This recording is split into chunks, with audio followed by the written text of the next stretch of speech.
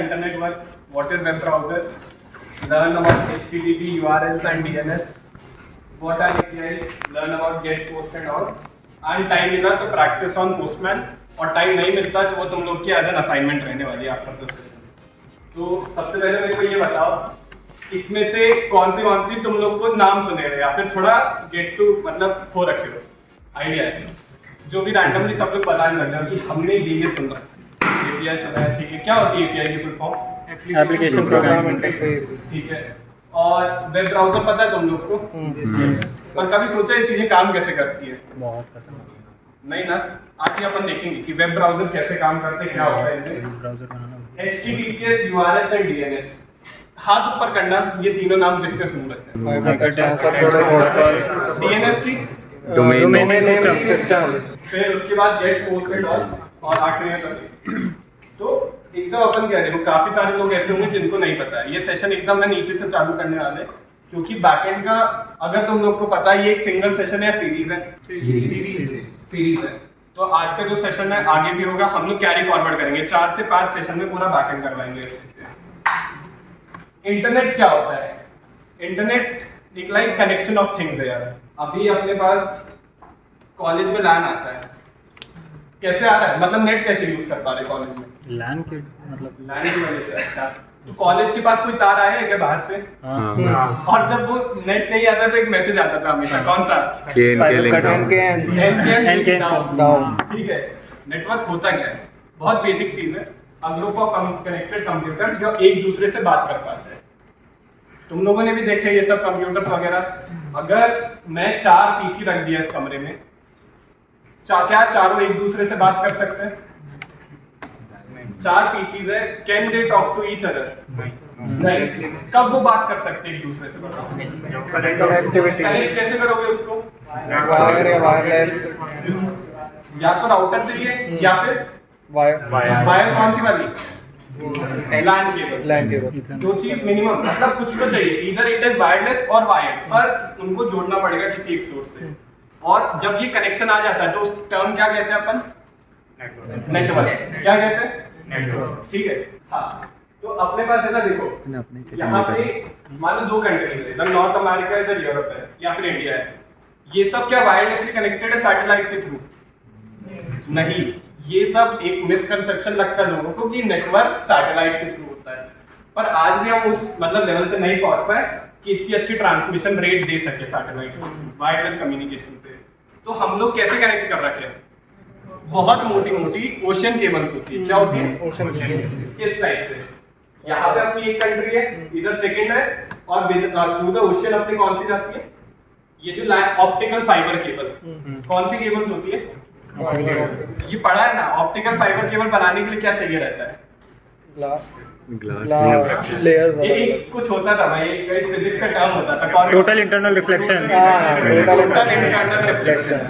तो इन केबल्स में खास क्या होता था, मुझे ये बताओ, कि जिससे अगर इधर लाइट इधर से उधर पहुंच जाती है, यही होता है ना इनमें, इन केबल्स में होता है कि लाइट इधर से डालो और it reaches to the other end. ऐसा क्यों होता है?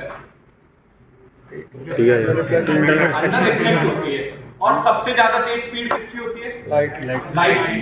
तो that's why upon wireless communication नहीं करते, इधर हमेशा वायर्ड रहता है। अलग अलग कंट्रीज थ्रू दीस केबल कनेक्टेड होती है, और एक इनका मेन प्रोवाइडर। अब और क्या क्या कंपोनेंट्स होते हैं? एक तो ये वाली केबल्स तुम्हारी किधर काम आ गई? With in country, between countries, continents में ओशन केबल्स काम आ गई। ये तुम्हारी फाइबर केबल्स है। ये वाली केबल्स किधर यूज करते हैं?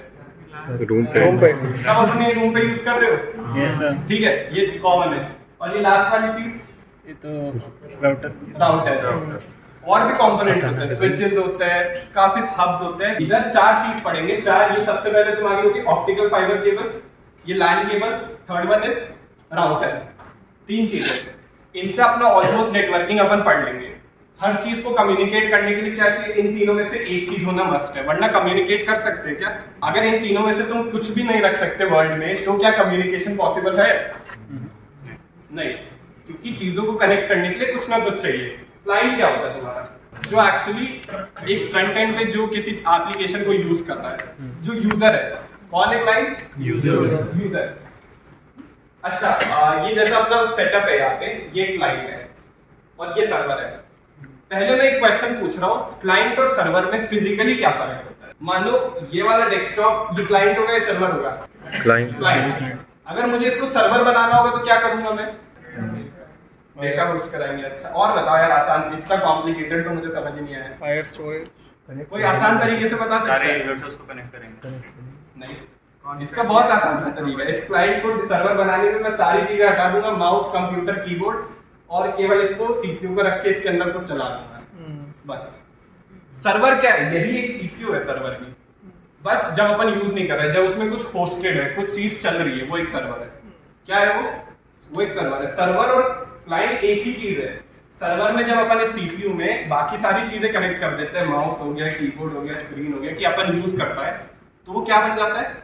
क्लाइंट बन गया। क्या सीपीयू में अगर अपन बाकी सारी चीजें एक्सटर्नली कनेक्ट कर दिए तो वो क्या बन जाता है? क्लाइंट। अभी इसी सीपीयू को अपन अपनी एप्लीकेशंस वगैरह रन कराने के और यूज नहीं करते, इसमें डेटा डाल के छोड़ दिए एसएसडीज में, और वो बाकी लोग एक्सेस कर पा रहे हैं। कौन लोग? जैसे ये अभी क्या, मान लो ये अपना सीपीयू ही है, अब ये सर्वर क्यों बन गया? क्योंकि इसको इतने सारे लोग इनडायरेक्टली यूज कर रहे हैं। डायरेक्ट यूसेज नहीं होता सर्वर का, तुम कभी भी सर्वर पे जाके काम नहीं कर रहे हो। एक सर्वर तुम्हें डेटा प्रोवाइड कर रहा है। क्लाइंट क्या होता है? यूजर, जो यूज कर रहा है। और यही पूरा एक सेटअप क्लाइंट का सेटअप है। सर्वर क्या है? जो एक्चुअली वो डेटा प्रोवाइड कर रहा है। समझ रहे हो? अब आते हैं थोड़ी अच्छी चीजें। किसी के पास पेपर है? अब मान लो ये वाला जो है ना, दिस इज योर, पानी किसके थ्रू जा रहा है? पाइप के थ्रू जाता है। डेटा भी अपना किसके थ्रू जा रहा है? वायर्स।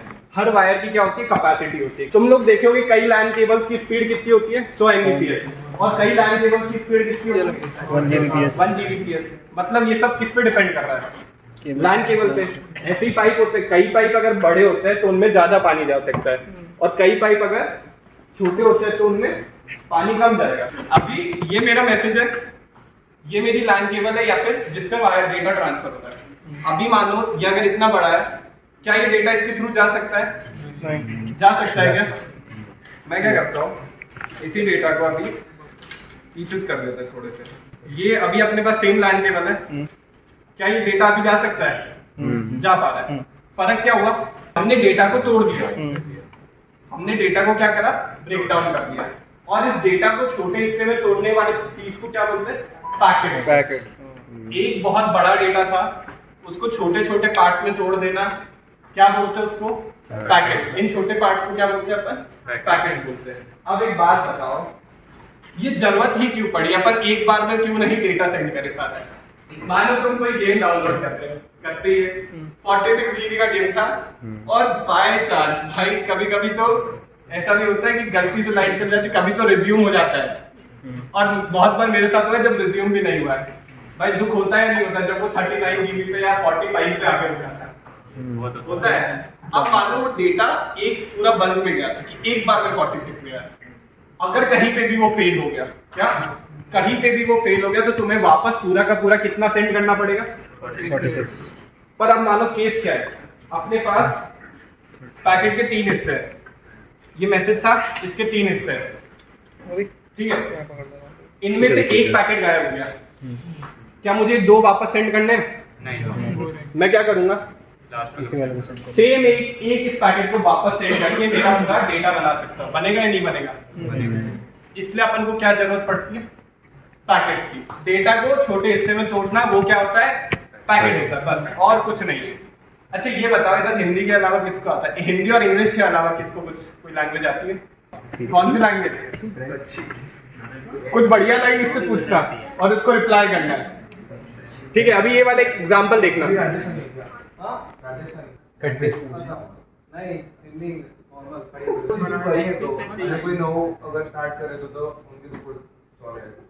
क्या समझा?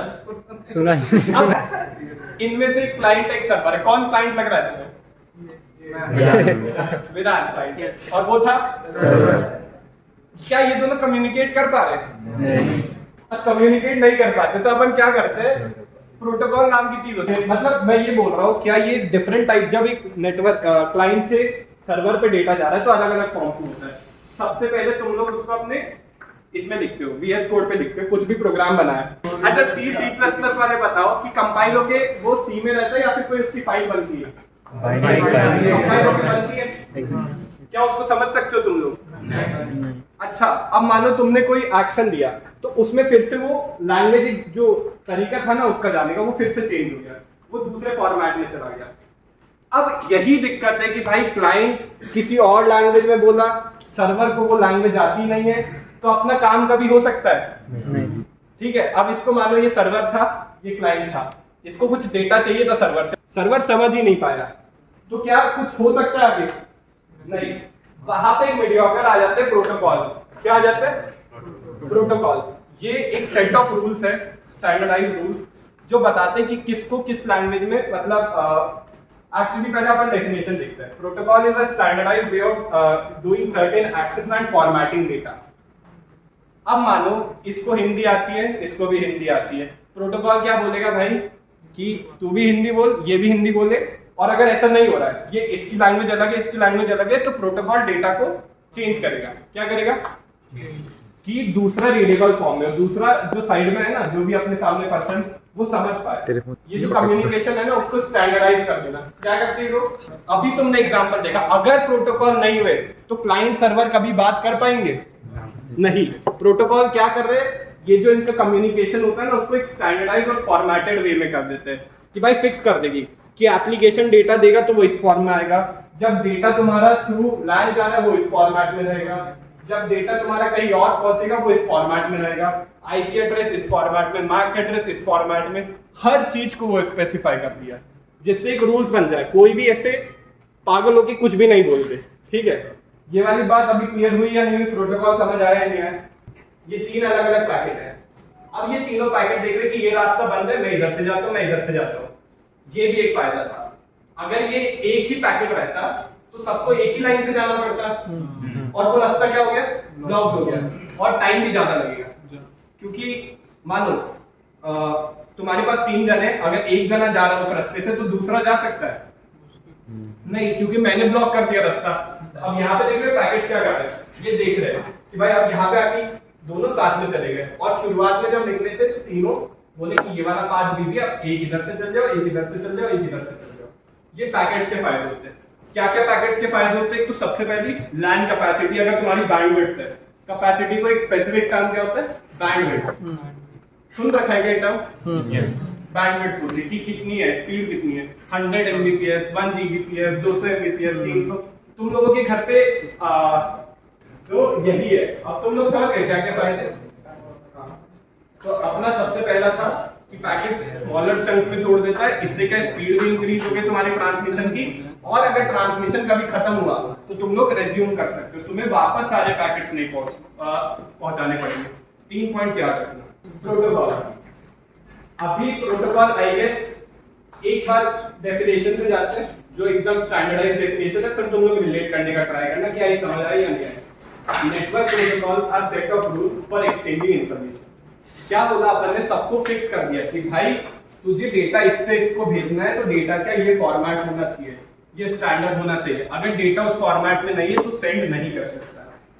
This exchange usually occurs much like a dialogue between two computers. The exchange often begins with the client sending a signal to the server, providing key information about what kind of data is being requested. कुछ नहीं है, अपन ने बहुत simplified terms में पढ़ा कि data को एक सेट ऑफ रूल्स होते हैं, प्रोटोकॉल्स होते हैं, वो फॉलो करना पड़ेगा। अगर वो फॉलो नहीं करेंगे तो कोई कुछ भी बोल देगा और कोई कुछ भी बोल देगा, तो सामने वाला समझ नहीं सकता है। इस ऑर्डर को मेंटेन करने के लिए व्हाट डू वी हैव? होना क्या है? देखो भाई, यहाँ से अपना डेटा गया, कोई नहीं, TCP/IP प्रोटोकॉल ने इसको कन्वर्ट करके दूसरे रीडेबल फॉर्म में कर दिया। मान लो इधर हिंदी था, TCP/IP प्रोटोकॉल ने उसको किसमें? फ्रेंच में कन्वर्ट कर दिया। सबसे लेमन एग्जांपल है, तुम्हें समझ नहीं आएगी। ट्रांसलेटर की तरह एक रूल्स और एक वो है कि तुम्हारा डेटा ट्रांसलेशन कि अगर ये इस फॉर्मेट में आ रहा है तो कैसे दूसरे तरीके से प्रोवाइड करना है। तो ये कन्वर्जन जो कर रहे हैं तुम्हारे प्रोटोकॉल से डिफाइन करनी है पूरा। अपन को कौन से नाम, ये नाम सुन रखा है ना बहुत बार, ये पढ़ेंगे। DNS सुन रखा है, TCP UDP कभी-कभी हल्का सुना है, तो इसको भी मैं अभी छोड़ दिया हूं। IP ये भी छोड़ के, ईथरनेट और वायरलेस LAN ये तुमने पढ़ रखे मतलब पता है। ईथरनेट क्या होता है? वही जो अपन रूम में लगाते हैं, ठीक है, और वायरलेस LAN राउटर वाला। ये सारी चीजें सारे नहीं पढ़ेंगे अभी। ये जो दिख रहा है ना तुम्हें, एक टर्म बता रहा हूँ, application layer, transport layer, network layer, link layer. ये एक मॉडल होता है। कौन सा मॉडल होता है? OSI model. OSI model, OSI ये तुम्हें इंटरव्यू में रट के जाना होता है, समझ के चलो, बहुत इंपॉर्टेंट चीज है। OSI मॉडल ये याद कर लो कि अब तुम्हें पता होना चाहिए। OSI मॉडल कुछ शब्द है जिंदगी में, कोई पूछे OSI मॉडल, कुछ भी नहीं है, ये चार नाम चिपका देना, application layer, transport layer, network layer, link layer, कुछ भी नहीं है, ये चार नाम है। बाकी डिटेल में और कभी पढ़ेंगे, आज नहीं पढ़ेंगे। अब आगे डोमेन नेम सर्वर क्या होता है किसी में। अच्छा, मैप किसको पता है? मैप, हैश मैप वाला मैप। जिनको हैश मैप नहीं पता उनके लिए भी तरीका है। वो पुराने जमाने में टेलीफोन डायरीज होती थी, क्या होता था उनमें? नाम के सामने क्या लिखा हुआ होता था? Number, telephone number. यही होता है हैश मैप। एक की होती है, एक वैल्यू होती है, तो हैश मैप होता है। डोमेन नेम सर्वर क्या है? मान लो तुमने एक मैप बना दिया, और ये मैप स्टोर क्या करता है? ये क्वेश्चन। मैप दो चीजें स्टोर करेगा। सुनना मेरी बात, एक क्वेश्चन है जस्ट इसके बाद। मैप दो चीज स्टोर करता है यहाँ पे, ये डोमेन नेम सर्वर वाला मैप। एक तुम्हारी होती है आईपी एड्रेस, सेकंड होती है तुम्हारा सर्वर जो वेबसाइट है उसकी यूआरएल। क्या होती है? आईपी एड्रेस और वेबसाइट की यूआरएल। तुम्हें क्या लगता है कौन सी की होगी, कौन सी वैल्यू? अच्छा, कौन बोल रहा है की यूआरएल होगी? हाथ ऊपर करो भाई, यार इधर टीचर ये मस्त है भाई, गलत बोल भी दिए तो कोई दिक्कत नहीं। यूआरएल की होगी। अब कौन बोल रहा है आईपी एड्रेस की होगी? और ये दोनों वाले किधर है भाई? अच्छा, अभी चेक करते हैं। ये तुम्हारा क्या है? क्लाइंट। तुम लोग फोन चलाते हो, तुम लोग जब साइट सर्च करते हो तो क्या डालते हो? URL डालते हो। तुमने URL डाला। अब मानो DNS क्या है तुम्हारा? DNS क्या है? Dictionary, dictionary. Map, dictionary. तुमने इसमें URL डाला, इसमें गया, ये क्या रिटर्न कर रहा है? देखो, IP एड्रेस। रुको, ये तुम्हारी साइट पे companydomain.com, ये IP ये रिटर्न क्या कर रहा है? IP address. अब बताओ भाई, की कौन सी है, वैल्यू कौन सी है? की है URL और वैल्यू है IP एड्रेस। समझे? हाँ। कुछ नहीं है DNS, एक मैप है भाई, मैप है। DNS एक मैप है, और मैप क्या कर रहा है? अपन क्या है, ये जब सर्वर वगैरह करते हैं तो इन लोग को क्या ये भारी भारी चीजें URL वगैरह समझ नहीं आता भाई, कुछ भी नाम रख देते लोग, बहुत अजीब अजीब से। तो ये तो बोलते हैं भाई नेटवर्किंग में सीधा वो बोलते हैं हमें ये इंग्लिश के लेटर्स नहीं समझ आते, computer is just all about numbers. तो वो क्या स्टोर करता है? IP address. अच्छा, पर मैंने पूरे सेशन में ये बताया नहीं आईपी एड्रेस क्या होता है। किसको पता है आईपी एड्रेस? नेटवर्क में किसी भी एक डिवाइस के मशीन का कोई एड्रेस। तो अब आईपी एड्रेस क्या है? कौन लोग उबंटू लिनक्स यूज कर रहे हैं भाई? एक बार है ना, मुझे ये जानना, तुम लोग कमांड लाइन खोलो और if config लिखो, विंडोज वाले आईपी कॉन्फ़िग डालो। और पता है आईपी तुम्हें शायद से हर चीज की अलग मिलती है। ईथरनेट की अलग मिलती है, वाईफाई की अलग आएगी, सबकी अलग अलग आएगी।